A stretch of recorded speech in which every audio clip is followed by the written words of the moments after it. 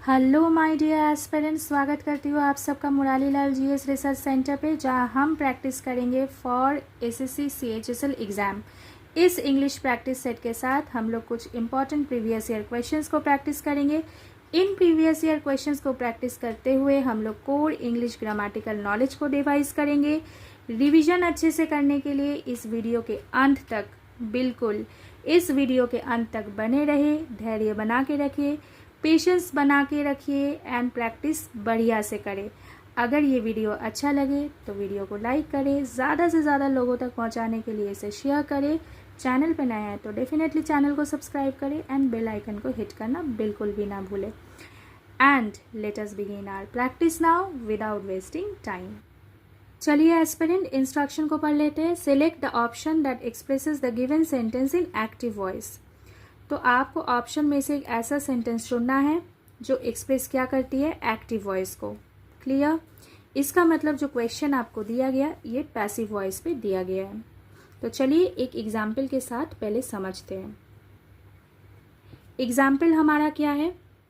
I was doing a work. ठीक है, for example ये आपका प्रश्न है जो कि आपको दिया गया एक्टिव वॉइस पे। ठीक है, समझते हैं, पहले कोर इंग्लिश को समझते हैं, फिर इसे आंसर करने की कोशिश करते हैं। तो एक्टिव वॉइस से जब हम इसे पैसिव वॉइस पे बदलेंगे तो हम क्या करेंगे? एक्टिव वॉइस में जो ऑब्जेक्ट है, पैसिव वॉइस में वही क्या बन जाएगी? Subject. Clear? A work. Okay, as per the subject आपको वर्ब को एग्री कराना है टेंस के अनुसार। टेंस हमारा क्या है? Past continuous tense. Past continuous tense. ठीक है, ये हमारा टेंस फॉर्म है। पास्ट कंटिन्यूअस टेंस है, कैसे समझ में आया? See the be verb was, it is in past tense. Verb plus ING, so this is past continuous tense. अब इसका पैसिव फॉर्म पे एक्टिव से पैसिव ट्रांसफॉर्मेशन करेंगे। A work. ठीक है, how many work is being talked about here? कितने काम के बारे में कहा गया? A work, a single work, इसलिए यहाँ पे बी वर्ब वाज अप्लाइड होना है। ठीक है, आईएनजी यहाँ पे है तो आईएनजी के लिए यहाँ पे क्या अप्लाई होना है? Being. Is it clear? Being को हम लोगों ने अप्लाई करने के बाद ये जो मेन फॉर्म ऑफ वर्ब है डू, इसका V3 फॉर्म हमें अप्लाई करना है। तो what is the V3 form of do? Done. A work was being done by whom? By मी।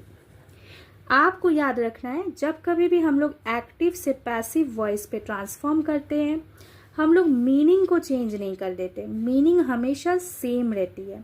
हम सिर्फ फॉर्म यानी स्ट्रक्चर को चेंज करते हैं। क्लियर? मतलब सेम ही होती है। तो आई से यहाँ पे क्या बना? मी। तो यहाँ पे एक्टिव वॉइस पे जो सब्जेक्ट के तौर पे वर्क कर रही थी, वही पैसिव फॉर्म पे क्या बन जाती है? ऑब्जेक्ट। क्लियर? अब मान के चलिए आपको यही प्रश्न में दे दिया गया, a work was being done by me. तो इसका उत्तर आप एक्टिव में फिर कैसे करते? इसका उत्तर अब एक्टिव में ऐसा ही करते ना, मी से बनता क्या? आई। फिर आई सिंगल पर्सन है इसलिए यहाँ पे वॉज अप्लाई होता। BEING की जगह पे वर्ब और ING अप्लाइड होता। ठीक है, फिर I was doing a work. ये आपका सीधे तरीके से एप्लीकेशन बनता। तो चलिए आप क्वेश्चन को देखते हैं। The car was being washed by me. तो इससे फिर क्या बना? देखो, मी से क्या बना? आई। ओके, वॉज यहाँ पे आई सिंगुलर, सो वॉज अप्लाई होना है। फिर देखिए यहाँ पे वर्ब क्या है? वॉश। वॉश अप्लाई हो गया और बीइंग से हम लोगों ने क्या ले लिया? ING। I was washing the car. ठीक है, ये आपका एक्टिव वॉइस होना है। क्लियर? तो चलिए हम लोग ऑप्शन को देख लेते हैं। हैड बीन वॉशिंग है, रॉन्ग है। I was washing the car, This one is the right answer. This is the correct answer. I did the washing car, wrong. I washed the car, wrong. So as per the given options, जो question हमारा कहा गया ये passive voice पे है. Passive voice से हम लोगों ने इसे एक्टिव वॉइस पे ट्रांसफॉर्म कर दिया. सीधे तरीके से आपको पहले कोर कॉन्सेप्ट समझा दिया गया एंड फिर इसका आंसर कर दिया गया. आई होप आपने अच्छे से इसे रिवाइज कर लिया. अगर आपको अच्छा लगा, कुछ समझ में आया, रिवीजन अच्छे से हुआ तो वीडियो को डेफिनेटली लाइक कर दीजिएगा. ज़्यादा से ज़्यादा लोगों तक शेयर डेफिनेटली कर लीजिए. तो चलिए एस्पिरेंट्स जल्दी से इस क्वेश्चन के इंस्ट्रक्शन को पढ़ते हैं. Select the most appropriate option to substitute the underline segment in the given sentence. Sentence देख लेते हैं. I called off an explanation for his rude behaviour. देखिए अंडरलाइन पोर्शन भी आपको दे दिया गया. तो चलिए इसे सब्सटीट्यूट करते हैं सही उत्तर के साथ. ठीक है, देखिए आपसे कहा गया सब्सटीट्यूट करना है. ठीक है, अच्छे से इंस्ट्रक्शन को पढ़ना है. आई कॉल्ड ऑफ, तो कॉल्ड ऑफ का क्या मतलब है? कॉल्ड ऑफ का क्या मतलब है? कॉल्ड ऑफ का मतलब पहले पता करते हैं. कॉल्ड ऑफ मतलब आप जब किसी प्लान्ड चीज़ को कैंसिल कर देते हैं या फिर पोस्टपोन कर देते हैं तो इसे कॉल्ड ऑफ करना कहते हैं. ऑप्शन देखिए, कॉल्ड आउट है, कॉल्ड इन है, कॉल्ड इनटू है, कॉल्ड है. तो कॉल्ड आउट अपना यहाँ पे बनेगा सही उत्तर. क्यों बनेगा? चलिए इसका आंसर करते हैं. कॉल्ड आउट का क्या मतलब है? कॉल्ड आउट का मतलब है to criticise someone, okay, about their behaviour publicly. ठीक है, तो इसे हम लोग कहते हैं कॉल्ड आउट. ठीक है, तो इसीलिए यहाँ पे सही उत्तर क्या बनना चाहिए था? Called out. So this is the correct answer. Clear my dear aspirants? So यहाँ पे सही उत्तर क्या बनता? I called out an explanation for his rude behaviour. Let us move to the next question. एक बहुत ही इंपॉर्टेंट, इंटरेस्टिंग कह लीजिए, कॉन्सेप्ट वाइज बहुत इंपॉर्टेंट क्वेश्चन कह लीजिए. चलिए इस क्वेश्चन को देखते हैं, इस सवाल को देखते हैं. प्रीवियस ईयर क्वेश्चन है, एग्जाम में ऑलरेडी पूछा जा चुका है प्रीवियसली. तो चलिए पहले इंस्ट्रक्शन को पढ़ते हैं फिर क्वेश्चन को पढ़ते हैं. Select the option that expresses the sentence in reported speech. तो सवाल जो आपको दिया गया इसका टॉपिक है डायरेक्ट एंड इनडायरेक्ट स्पीच. ठीक है, नरेशन चेंज से आपको क्वेश्चन दिया गया. तो चलिए पहले इसको आंसर करके इसका कॉन्सेप्ट क्लियर करते हैं, फिर ऑप्शन को देखेंगे. ठीक है, तो चलिए एस्पिरेंट्स सबसे पहले इसको आंसर करने की कोशिश करते हैं और रिवाइज करते हैं इस पर्टिकुलर क्वेश्चन के through direct and indirect speech मतलब नरेशन चेंज से जो सवाल पूछा गया इसे. Our teacher return from Mumbai last month, she said. ठीक है, अब हमें सबसे पहले देख लेना है जब कभी भी हम लोग डायरेक्ट स्पीच से इनडायरेक्ट स्पीच पे ट्रांसफॉर्मेशन करते हैं सेंटेंस को, तब हमें क्या फॉलो करना पड़ता है? Changing rules of narration. Okay, direct speech से जब भी हम इनडायरेक्ट स्पीच पे सेंटेंस को ट्रांसफॉर्म करते हैं तब हमें चेंजिंग रूल्स ऑफ नरेशन पे ध्यान लगाना पड़ता है. क्लियर? तो देख लेते हैं. शी सेड, चलिए बिगिन करते हैं. शी सेड, कॉमा और कोटेशन रिमूव हो रहा है, नॉर्मल स्टेटमेंट से कोट किया गया क्वेश्चन को. सो यहाँ पे क्या अप्लाई होना है? दैट. She said that. ठीक है, अब देखिए यहाँ पे क्या एप्लीकेशन है? Our teacher. ठीक है, मतलब she is not talking of herself only, she is talking about she and her classmates the other students as well. इसलिए आवर टीचर है. सो आवर से क्या बनेगा? आवर से बनेगा देयर. ओके, तो एस्पिरेंट्स देख लीजिए आवर टीचर क्या बना? Their teacher. क्लियर?